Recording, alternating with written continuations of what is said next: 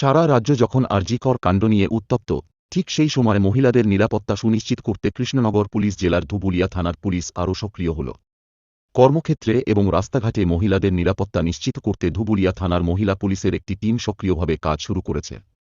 এই টিমটি স্থানীয় সরকারি ও বেসরকারি অফিসগুলোতে গিয়ে মহিলা কর্মীদের সঙ্গে কথা বলছে, তাদের সুবিধার কথা জেনে নিচ্ছে। পথ চলতি মহিলাদের সঙ্গেও আলোচনা করছে তারা, যাতে তাদের সুরক্ষা নিশ্চিত করা যায়। সম্প্রতি ধুবুলিয়া প্রাথমিক স্বাস্থ্য কেন্দ্রের মহিলা স্বাস্থ্য কর্মীদের সঙ্গে দেখা করে তাদের 100% নিরাপত্তার আশ্বাস দিয়েছে এই বিশেষ পুলিশ টিম।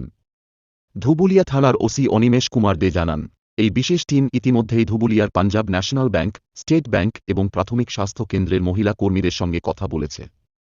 এছাড়াও ধুবুলিয়া বাজার এলাকার মহিলা দোকানি ও পথ চলতি মহিলাদের সঙ্গেও আলোচনা করেছে। তাদের কাছ থেকে পাওয়া মতামত ও সমস্যার ভিত্তিতে থানা কর্তৃপক্ষ প্রয়োজনীয় ব্যবস্থা নিতে শুরু করেছে।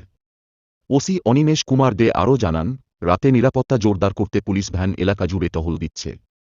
থানা সূত্রে খবর, ধুবুলিয়া থানার মহিলা পুলিশের এই টিমটি ইতিমধ্যে ধুবুলিয়া, বাহাদুরপুর, ধুবুলিয়া বটতলা, রেলবাজার, বেলপুকুর, সিংহাটি, বনগ্রাম, ঘাটেশ্বর, নৌপাড়া সহ একাধিক এলাকায় গিয়ে মহিলাদের সুবিধা অসুবিধার কথা জেনেছে এবং সেই অনুযায়ী ব্যবস্থা নিয়েছে।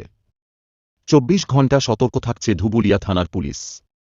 এলাকার সাধারণ মানুষ এই উদ্যোগকে সাধুবাদ জানিয়েছেন। নদিয়ার ধুবুলিয়া থেকে স্টিং নিউজের রিপোর্ট।